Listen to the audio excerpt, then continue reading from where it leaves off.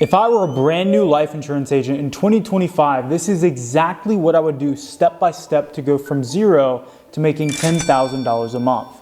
So what you're seeing right here is every single thing that I would do from just getting started to making $10K per month. And in this video, I'm gonna walk you through and break down all of those steps. But first and foremost, why should you even listen to me when it comes to getting to $10,000 a month as a life insurance agent? Well, I'm gonna show you right now. This is a random month in our business, and this is actually March of 2024, and you can see the total deposits were $18,835.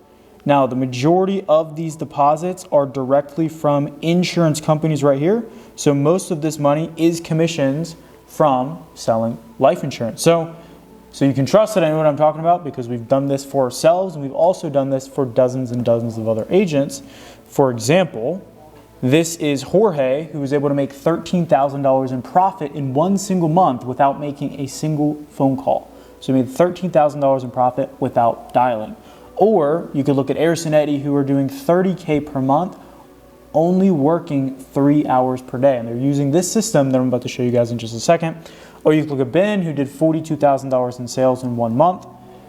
Point is, this system works. So without any further ado, let me dive in and show you how I would go from 0 to 10K a month as a life insurance agent. Now, the first step, obviously, you need to get licensed. I assume if you're watching this video, you already have a license. If you don't have a license, go watch this video on the screen here. It's a full step-by-step breakdown that shows you how to get your license, and the 2024 version 1 still works in 2025.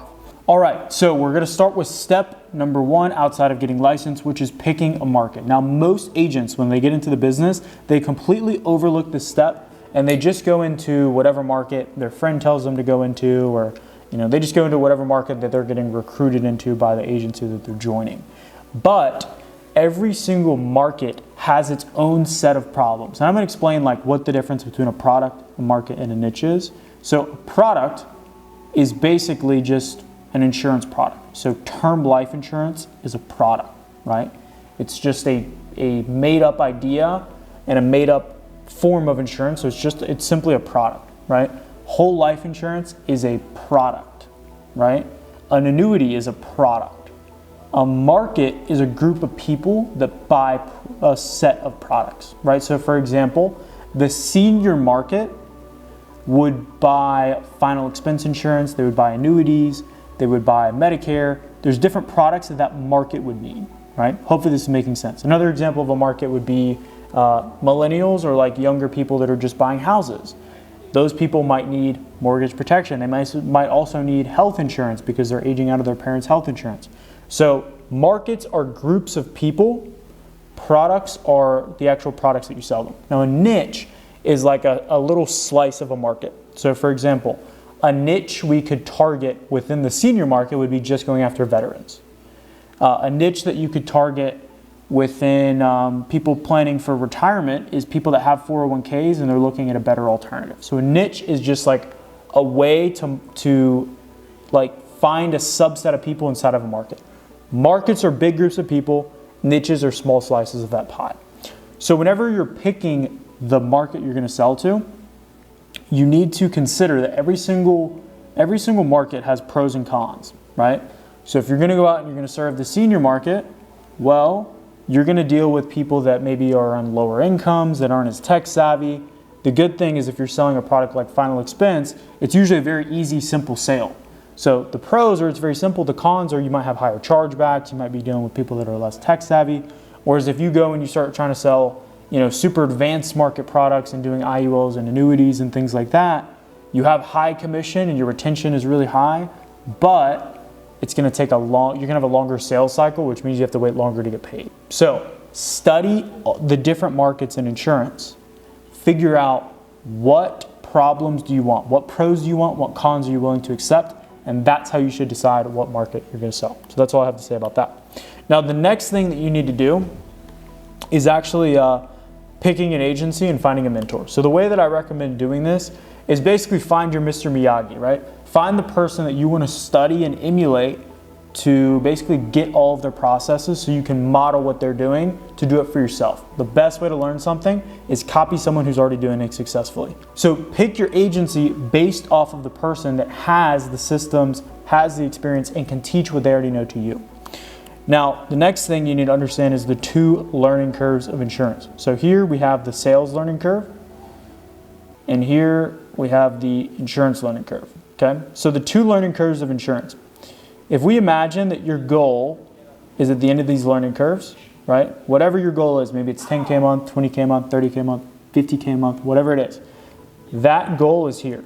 In order for you to get to that goal and achieve it, you have to overcome these two learning curves, right? You got to learn how to sell, like general sales knowledge, understanding how to sell, tonality, discovery, asking the right questions, closing, all the little micro skills that come with selling. You have to overcome that learning curve. The other learning curve you have to overcome is the insurance learning curve. So what does that mean? Well, that is basically all the product knowledge, the carriers, these different things that kind of come into play that nobody just naturally knows about the industry. You have to be in the industry and learn from someone that already understands it in order to overcome this, right? Once you overcome these two learning curves, you're going to hit your goal. But the speed at which you do that depends on the person you choose to learn from. So you want to pick your agency based off of where you're going to get the most training, especially as a new agent. The training and mentorship you receive has to be top notch, and it has to be killer, or you're gonna be in a very bad spot, right? So pick based off of mentorship. Now, the next thing we're going to talk about is foundations. So when you're a new agent, you're going to have a lot of things on your plate. You're going to have a lot of information you're going to need to consume. And if you are not in peak mental and physical shape, you're just not going to have enough energy to consume that information and really be able to apply it and learn it, right? I call this foundations, right? So this is what we call the power pyramid. So ultimately, your output is what you're able to do on a day-to-day basis. So this is the dials you're able to make, the amount of information you're able to consume. This is what you get out of each individual day. The fundamental of all of this is sleep. So if you aren't sleeping well, if you aren't prioritizing your sleep, if you're sleeping 4 hours a night or 5 hours a night, or you're looking at your phone before you go to bed, the next day you're not going to be well rested and you're not going to have the energy to be able to fully apply yourself to this new career. So you need to make sure that you're prioritizing your sleep. I know this may sound super woo-woo to you. You're like, oh, just tell me the insurance stuff. I cannot stress you enough. The people that prioritize these things see the most success. So the fundamental is sleep. You have to have sleep in order to have energy the next day. The next thing is diet. You want to be eating a clean, healthy diet. Whatever diet works for you is great, but just make sure it's healthy, make sure it's clean. I like a lot of protein. That gives me energy, that makes me feel good. Other people like, if there's vegetarians and vegans or whatever you are, doesn't matter. Just make sure you're eating a healthy diet. Make sure you're getting exercise, right? Walking, exercising. I personally love lifting weights. I'm not a huge fan of cardio, even though I probably should do more of it. Having some form of exercise is going to give you much more focus and energy during the day. And one of the keys that I've learned from studying a lot of very successful people, I'm talking about, 9 and 10 figure entrepreneurs, people doing hundreds of millions or even billions of dollars, they all prioritize these things. It's more about managing energy than managing time. And this is basically how you get the most energy out of your day. So exercise, your environment. This is something I'm really big on. Right now I'm in Brazil, so this is not my normal office, but typically I have a very nice office. I have a standing desk with a treadmill. I've basically tweaked my office out and put these different lights in there so that I want to spend all day in the office. Because the more time I spend there, and the more time I optimize my environment so that I want to spend more time working, the more work I get done and the more money that I make. So optimize your environment, make it a place that makes you happy, makes you inspired, and it's somewhere that you want to spend time, right? That's extremely important, which is why it's on the power pyramid. The next thing is focus.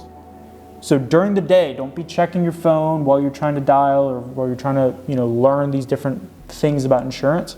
Set your phone in a separate room and just dial in and focus. The more that you can do this, the more you're going to get out of each day, and the more output you're going to have, the faster you're going to master these skills, and the faster you're going to get to 10K a month. The last thing is tools. So just a quick reframe, guys. On this pyramid, the most important things are at the bottom. So sleep, diet, exercise. Tools are important, but they're the least important. So when I say tools, I mean like, this is gonna sound so minor, but having your mouse speed extremely quick. Like for me, my mouse speed is so fast because I'm trying to get every single last bit of optimization out of everything I'm doing. If I can move and click around my computer faster, I'm gonna get more done over the long run than somebody else. Good tools would be like having a good laptop that's quick. So when you're making dials and clicking on different things as you're going throughout writing policies or whatever you're doing, your laptop is fast. So invest in tools. Don't overthink this, but anytime that you can buy something that's gonna get you that extra edge, the mindset that you wanna be in order to succeed is how can I get every single extra edge? And having the right tools really, really helps you to do that. And if you stack all these things on top of each other, you get maximum output, right? Which is ultimately what we want. So it's all about managing energy and managing those little micro habits throughout the day that are gonna allow you to progress faster, which is why I put this here before I get into everything else. The foundations of your business start here. It starts with your diet, it starts with your sleep, it starts with exercise and everything else we just covered. The next thing, you really want to figure out what your goal is before you start, because insurance is just a vehicle, but your goal is the destination. So if you don't know where you're driving towards, I guarantee you're not going to get there. You want to figure out what's the end goal, what's the income goal, what do you want your life to look like? How much time are you spending working versus with family? Like, what is the end goal? And then optimize and reverse engineer it to figure out how you can get there. So one of the things I recommend all of our agents to do is to create a vision board. So this, for example, is my vision board. I used AI, actually. None of these are real photos. I used AI to put this together. So these are all different moments and things that I want to capture throughout my life. I want to take my dad scuba diving. I want to buy a private jet. I want to have 100,000 subscribers on YouTube. I want to buy a house in Sedona. This is a moment of me and my business partner smoking a cigar on the back porch. I want to, be able to enjoy and look back on the amazing business that we built while smoking a cigar. I want to have a kid. And this is actually on the bottom right. Funny enough, this is a moment that is coming true right now, which is why it's so important to make a vision board, is hanging out and traveling to Brazil with my business partner. So I'll take a photo of this exact moment when it happens later this week. But now I'm in Brazil. And the reason that I'm able to achieve these different things and check off these boxes on my vision board and make it come to reality is because I look at this every day, so I'm constantly reminded of what I'm working towards. So I know where I'm going. And before we dive into all the tactical stuff, which I promise we'll get to in this video, it's so important that you figure out where you're trying to go, because insurance is just the vehicle, but the goal is the destination. So figure out what your goal is. I recommend making a vision board. You don't have to, but I highly recommend it. It's been super valuable for me. So that is that. Okay, the next thing we need to talk about is expectations. So whenever you're getting into the business, recruiters are going to tell you that selling insurance is going to be a straight, easy path to six figures, because their job is to get you into the business, not to set you up for success. Their job is to recruit you in and get as many bodies in the door as possible. So they're going to make it sound easy. In reality, what's going to happen is you're going to get into the business and you're going to realize there's all of these obstacles in your way, right? There's all of these obstacles that you have to overcome. And if you come into it with the wrong expectation, you're not going to have the mental strength to get through this. So I want to reframe that. If somebody told you this is going to be easy, it is not. If somebody told you you're just going to get into the business and all of a sudden you're going to stumble upon six figures and your whole life is going to change, it's not, unless you work at it. And you're going to have to go through some suck, right? There's no easy way out. There's no golden ticket. You have to dedicate yourself to this, and you have to dedicate yourself not only to the business, but to the process of learning it. So I want to reframe your expectations before we dive into everything. It is not going to be as easy as whoever is telling you it is, because they're just trying to bring you into the business. Starting with the first step to actually getting started with selling. And that first step is to buy or find leads, not buy leads. It's to find leads. So you need to find a lead source. So leads are essentially the lifeblood of your business. This is how you get people to talk to and how you funnel how you funnel people into your business so that you have people to try to sell policies to. So a couple things you guys need to understand about leads. There's downstream effects with leads, okay? So what does that mean? Well, basically, you see with this picture, there's two different rivers. So a good analogy I always like to tell to kind of drive this point home is, let's say you're picking where to choose your house, okay? On the left side, we have this river. Upstream, there's a factory that's polluting into the river. You have people that are dumping waste into the river. Though everything that happens up here is going to flow downstream. So if we build our house here, what are we going to be drinking? What is the water we're going to be drinking, right? It's going to be polluted water. The same thing goes with leads. So if I am working leads that are generated with like bait and switch marketing, or it's misleading, or we're getting low quality, low intent leads. Like for example, when I got into the business, I was working something called free Walmart gift card leads. So basically what that is people would send back a gift card mailer that said, send this back for a free Walmart gift card.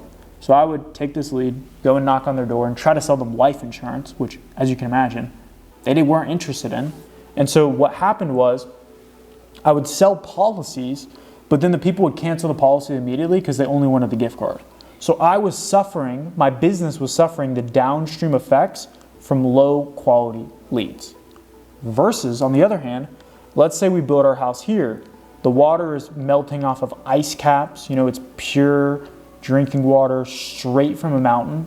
If I'm working high quality, high caliber leads, I'm going to have a healthy business because the prospects that are coming in are educated, they understand what it's about, and they're quality people, which means that I'm going to have less people canceling their policies. They're going to buy more insurance, and they're going to refer more people because of the downstream effect of leads. So you need to understand that whenever you go about finding a lead source. And there's two things that really matter when it comes to a quality lead: willing and able, right? We need to find people that are willing to buy insurance and able to buy, okay? Willing, and I'm just gonna say A, so I don't have to write able. Willing and able. They have to be willing and able. So they have to be able to afford it, they have to be able to qualify, and they have to be interested in the product. So there's three different ways that you can go about getting leads. You can buy them from a vendor, which I'll talk about the cons of. You can generate them, and you can get them for free. Now you may be saying, oh my God, how do I get leads for free? Well, let me explain buy and free, and then I'll explain my favorite, which is generate. So buying leads, again, this is just where you go to a vendor. You buy leads directly from a lead vendor. Now the problem with this is there's not as much transparency with how the lead is generated. So usually lead vendors won't show you the actual ad that they're running, for the reason that, the reason they don't show you the ad is because most of the time it's misleading, or it's some kind of a bait and switch marketing, like the free Walmart gift card example I just told you guys about. So you're gonna pay a markup for usually lower quality leads. Free leads are not actually free, and I can say this because when I first got into the business, I worked for a free lead program, and then I started my own free lead program. So with free leads, you basically give up some of your comp in exchange for free leads. So I came in at a 50% comp. There's other agencies out there that will give you an 80, 90, or 100 point comp. So you're giving up half of your commission to get the free leads. The problem with a free lead program is you basically become kind of an employee of that business because they are providing all of the leads for you. If you're brand new to the business and you don't have a lot of capital to invest, this can be a great option for you. But if you have some money to invest and you really want to build your own business as opposed to being an employee, what I recommend is not buying leads, but generating your own or partnering with a marketer to generate them for you, okay? So this is what we do, and we help agents with this, is we basically will run ads for them on their own Facebook account. So Facebook, from my experience, is the best way to generate leads for life insurance. They're high quality and they're low cost, and you're easily able to get people that are willing and able to buy insurance, right? So I recommend generating your own leads for, depending on the type of insurance that you're selling, you can get leads from anywhere as low as like $4 a lead to, on the high end, maybe $20 a lead. Versus if you were to buy those from a lead vendor, you're gonna get lower quality leads and you're going to pay double or even triple that price that I just mentioned. So I recommend generating your own leads. If you're on a low budget, you can also do the free lead program. But I don't personally recommend buying leads from vendors. I've just seen that go south way too many times. So that is everything in terms of leads. Now the next thing is learning a sales process, okay? So a sales process is basically a map or a guide to get from point A, which is the beginning of the conversation, to the end, which is ultimately closing the deal. So it's a map that's going to show you that process of how you navigate the sale. A lot of people will tell me, I don't need a script, I'm good at sales. The problem with that is, it doesn't matter how good at sales you are, you still want to have that recipe, you still want to have that process. Let's say you went to Chick-fil-A, and Chick-fil-A, every single time they make a chicken sandwich, they make it the exact same way. They get the bun, they put the butter, they got the pickles, then they get the chicken breast, the filet, and then they put it on a bun, right? What if Chick-fil-A had no recipe and they just hired people that said, oh, we're good at cooking, we don't need a recipe, we'll just make a bunch of chicken sandwiches? Well, the sandwich would be different every single time, right? And the reason that they're able to scale and have a predictable, successful business is because they have systems and they have processes and they have a repeatable process they do over and over and over. You want the exact same thing with your sales process. If you want to see consistent results, you have to have consistent actions, which is why you need to have a script or a sales process. Not to mention, guys, if you're a brand new agent, this is the easiest way to fast track success, is just copy a script that's already working, right? Alrighty, so the next thing that you need is to learn a sales process. And basically what this is gonna do is you're just gonna be able to copy a proven process that you can read off if you're doing telesales. If you're doing it over Zoom, like an IUL or an annuity sale, then you'll kind of be following like a bulleted outline, but most of you guys probably aren't gonna start with that. But a sales process allows you to copy the exact structure of what a successful agent is using and just use it yourself. So you can just steal their entire process and use it starting out. Now let me show you guys what a good script looks like. Okay, so for example, here's our script and it's linked, it's basically broken into different sections, right? So you have like the call intro, the discovery, setting expectations, going into questions. And what's really cool about this script specifically is linked throughout the script, we have objection overcomes. So this is what I mean when I say like, you can just rip off somebody else's sales process that's already that's already proven. So here, like if I'm going through the call intro, you know, hey, is blank here? Hey blank, it's just Tim. I have a request you sent us here about the life insurance plans, right? This specific script is for final expense. Getting back to you on recorded line, how's it going? Oh, I'm not interested. All I have to do is go here. I can click on where it says objection overcomes. And then I can just click where it says I'm not interested. Yeah, no worries. And I guess when you say you aren't interested, is it because you think it might be unaffordable or because you don't think you can get approved? And so in this script and with the objection overcomes linked throughout it, I can just read word for word exactly what they say. So, you know, is it unaffordable or because you don't think you can get approved? Oh, I think it might not be affordable. Yeah, no worries. I mean, most of the people we work with are on a fixed income. Are you on a fixed income too?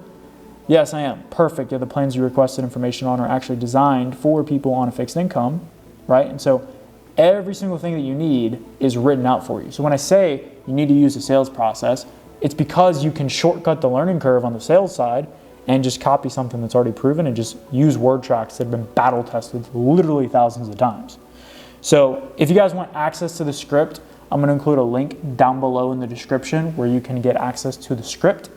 As well as a course that will show you how you can generate your own leads.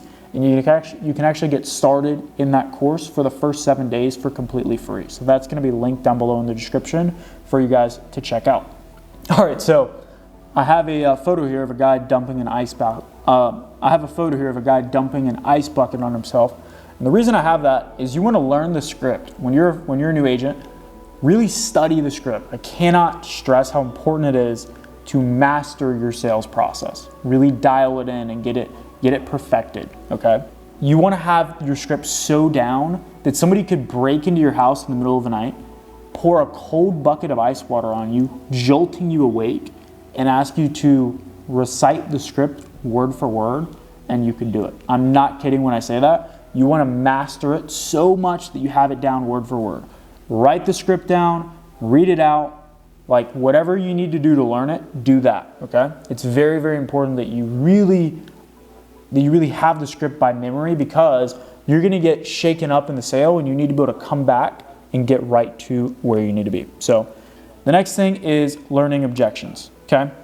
Now, objections are just a natural part of sales. No matter what, even if you have a perfect sell, a perfect process where you go through from start to finish, you hit every single line, you're still bound to get objections. Now, I'm not gonna dive super deep into like specific objection overcomes, but I have a whole video here that breaks down how to overcome objections. All right, once you have the script down and the objections, the whole sales process kind of put together, the next thing you need to do is set activity hygiene standards. So I know what you're thinking, what on earth is an activity hygiene standard, and how do I actually do that? So a hygiene standard is different than a goal. So when people set a goal, oh, my goal is I'm gonna do 150 dials a day, or my goal is I'm gonna do 300 dials a day. With a goal, if you don't hit the goal, it's okay, right? If you don't hit the goal, it's okay. We've all set goals that we didn't hit or didn't hold ourselves to. But a hygiene standard, well, that's different, because hygiene is the minimum of what you're willing to do. You always fall to your hygiene standards, not rise to your goals, right? So your hygiene standard, that hopefully most of you have, is you brush your teeth every night, right? You brush your teeth every single night. That is a hygiene standard. You shower at least once every other day. Again, I'm saying this hoping that all of you do this. Maybe there's some of you that shower once a week, but whatever your hygiene standard is what you'll fall to. So you need to set a hygiene standard, meaning if you don't do this, you will be actually disgusted with yourself. And that is what you need to set, not a goal. You need to set a hygiene standard. And you need to set a hygiene standard related to the activity that you're willing to do. So an example of a hygiene standard would be making a minimum of 300 dials a day. If that's your hygiene standard and you don't hit that, you're not gonna end the day without brushing your teeth. You're not gonna end the day without hitting your hygiene standard. Hopefully this is making sense to you guys, right? Now, with the activity, with actually calling and setting appointments or calling and going from one call closes, you need to be using a dialer and a CRM, okay? So the dialer is basically gonna increase the answer rate so that you can get in contact with more leads. And your CRM is gonna help you organize all of your leads so that you can contact them easier and basically keep a follow-up pipeline, right? And it's very important that you guys focus on activity and inputs as opposed to how many sales do I get. In the very beginning, you wanna focus on how much effort am I putting in, how many dials did I make, and how can I improve the inputs that I'm doing, not, oh, I didn't make any sales for my first week. I didn't make any sales my first day. Focus on the activity and focus on the inputs, and what will happen is you'll start to get better and better and better, and the results will come if you just give it time. So focus on the activity, focus on the inputs, and set hygiene standards, not goals. Amazing. Now, the next thing is learning the follow-up game. So the money in sales and the money in insurance especially is in the follow-up, right? You want to basically become this person. So when a lead enters your pipeline, when you generate a lead, you never let them go, okay? You have texts and emails, which is how, the way that we set up our personal CRM is we have texts and emails that drip on people continuously, forever. So they're never not being followed up with. We constantly are hitting them up over and over and over. They're staying in our pipeline. I've made sales to leads that I've generated years ago. I've made sales on leads from 2015, okay? That is the way that you are the most profitable, is if you master the follow-up game. And the way that you do that is by having a CRM that allows you to easily keep track of all of your leads, okay? And if you guys want access to a CRM, I'm gonna have a link down below in the description where you can get ours. We have all of the automations pre-built out for you, so you can just copy the way that we have it structured. And that's a really, really good way to follow up. But it's very critical that you master the follow-up game. That is where all of the money is in insurance. The next thing is just letting time play out. So once you have those steps that we talked about earlier, the last thing you need to do is focus on the activity. This is the inputs. Commit to the process. So you do the inputs, right? Then you go and do the process. You're going to get some type of result. So for example, let's say day one, you go out, you make $200. You're going to get some type of result. Maybe you get a couple people that hang up on you, a couple people that book an appointment. You're going to get some kind of result.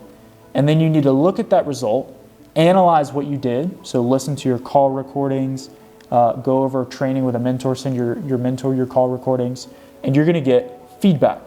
Then you're going to take that feedback, and then the next day, you're going to do activity again. You're going to have more inputs, and then you're going to get more results. You're going to get feedback on those results, and you literally just repeat this process over and over and over again.